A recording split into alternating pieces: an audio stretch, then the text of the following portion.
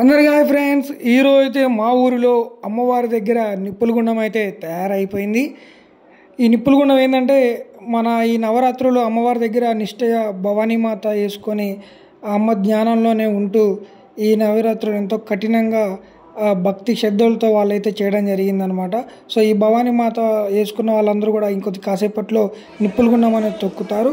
So వాళ్ళు ఏంటంటే చూడండి, వాళ్ళు పవిత్రంగా ఈ అమ్మవారి దగ్గర ఉండి ఇప్పుడు ఆ నిప్పుల గుండం తొక్కడానికి వస్తున్నారు. ఒక చేతిలో దీపం పెట్టుకొని అమ్మ గుండం చుట్టూ ఒక 3 సార్లు తిరిగి అమ్మని తలుచుకుంటూ నిప్పులు అనేది తొక్కడం జరుగుతుంది. సో ఓకే ఫ్రెండ్స్, చూద్దామండి.